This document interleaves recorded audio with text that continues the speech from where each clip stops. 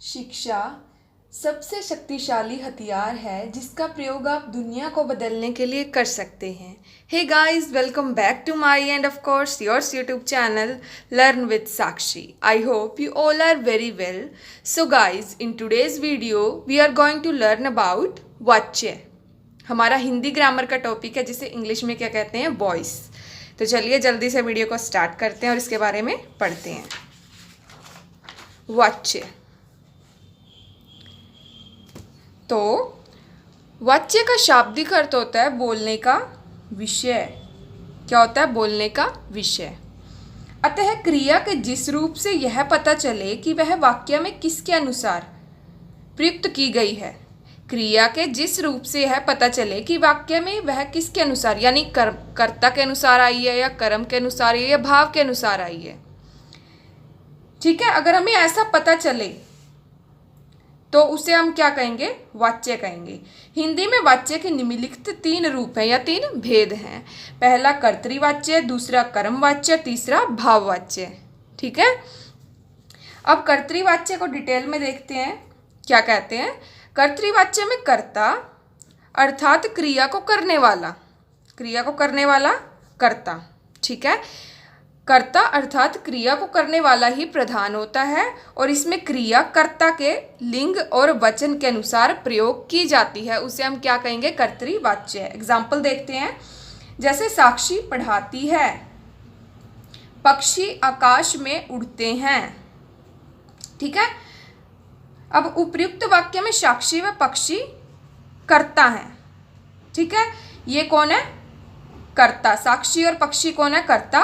और इनके द्वारा की गई क्रियाएं जैसे पढ़ाती है और उड़ते हैं, ठीक है, इनके लिंग वचन के अनुसार प्रयुक्त हुई है। तो यहाँ साक्षी क्या है? स्त्रीलिंग है।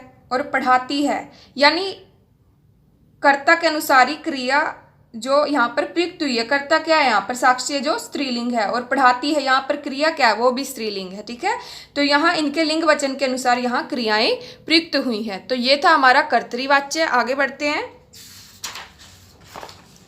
इंपॉर्टेंट पॉइंट्स क्या हैं कि कर्तृवाच्य में क्रिया सकर्मक और अकर्मक कोई भी हो सकती है। अब सकर्मक और अकर्मक क्रिया कौन सी होती है समझ लीजिए। सकर्मक क्रिया यानी जब किसी वाक्य में कर्ता, कर्म और क्रिया तीनों उपस्थित हों तो वहां पर सकर्मक क्रिया होती है। और अकर्मक क्रिया कौन सी होती है? जैसे हमें नाम से ही पता चला है, अकर्मक यानी कर्म के बिना, यानी जब वाक्य में कर्ता व क्रिया तो हो पर कर्म ना हो तो वहां कौन सी क्रिया होती है? अकर्मक क्रिया। ठीक है, तो ये थी हमारी सकर्मक और अकर्मक क्रिया। कर्ता के साथ साथ गलती से हो गया। कर्ता के साथ से, द्वारा या के द्वारा प्रसर्ग का प्रयोग कभी नहीं होता, यानी ये नहीं लगते। प्रसर्ग रहित कर्ता में क्रिया कर्ता के लिंग व वचन के अनुसार ही चलती है। कर्ता में क्रिया कर्ता के लिंग व वचन के अनुसार ही चलती है। जो ने है वो कर्ता कारक का होता है। आपने पढ़ा है कर्ता ने कर्म को कर्ण से, तो यहाँ ने जो प्रसर्ग है वो कर्ता कारक का होता है, आपको पता है। इसलिए कर्ता कारक वाले जो वाक्य हैं वो क्रिया व कर्म के अनुसार बदल भी जाएं तो भी वो कर्तृवाच्य ही रहते हैं, कर्तृवाच्य के ही वो होते हैं। एग्जाम्पल देखते हैं, पिताजी ने बच्चों को मिठाई बांटी। इससे आपको समझ आ ही गया होगा। ने है जो कर्ता, ने प्रसर्ग है वो कर्ता कारक का ही होता है। अब अगर वो क्रिया व कर्म के अनुसार बदल भी जाए तो भी वो क्या रहेगा? कर्तृवाच्य ही रहेगा। ये था हमारा कर्तृवाच्य कंप्लीट। और आगे बढ़ते हैं, कर्मवाच्य के बारे में पढ़ते हैं। इसमें सभी क्रियाएं कर्म के अनुसार प्रयुक्त होती हैं तथा कर्ता प्रधान नौकर। ऑब्वियस सी बात है कि यहाँ पर कर्ता प्रधान नहीं होगा बल्कि कर्म प्रधान होगा। अतः वाक्य में प्रयुक्त क्रिया कर्म के लिंग वचन के अनुसार परिवर्तित होती है। क्रिया किसके अनुसार? कर्म के लिंग वचन के अनुसार परिवर्तित यहाँ होगी। तो यह था हमारा कर्मवाच्य। एग्जाम्पल देखते हैं, साक्षी के द्वारा पाठ पढ़ाया जाता है। आगे बढ़ते हैं, साक्षी के द्वारा पानी पिया जा रहा है। अब कर्ता तो यहाँ नहीं है, मतलब है यहाँ पर, लेकिन हमें किस पे ज़्यादा फोकस करना है? कर्म पे, क्योंकि हम कर्मवाच्य पढ़ रहे हैं। तो यहाँ क्या है? पाठ और पानी। ये कर्म हो गए। अब जो इनकी क्रिया है कर्म के अनुसार ही बदल रही है, ठीक है। जैसे पाठ है, अब ये क्या है, पुल्लिंग है, तो यहाँ पर क्रिया भी क्या हुई, पुल्लिंग ही है, पढ़ाया जाता है। अब पानी है, पानी क्या है, पुल्लिंग है, तो यहाँ भी क्रिया इसी के अनुसार बदल रही है, पिया जा रहा है, ठीक है। तो ये था हमारा कर्म वाच्य।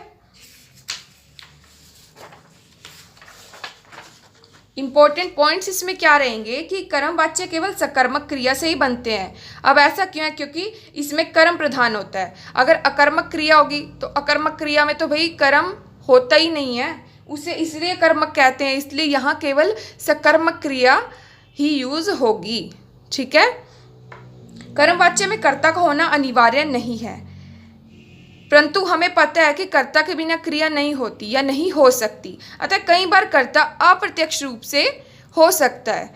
जैसे पाठ पढ़ाया गया, अब पाठ किसी के द्वारा तो पढ़ाया गया होगा ना, खाना खाया गया किसी के द्वारा खाना खाया गया होगा, नहरें खोदी गई अब किसी के द्वारा तो खोदी गई होगी ना, तो यहाँ कर्ता नहीं है।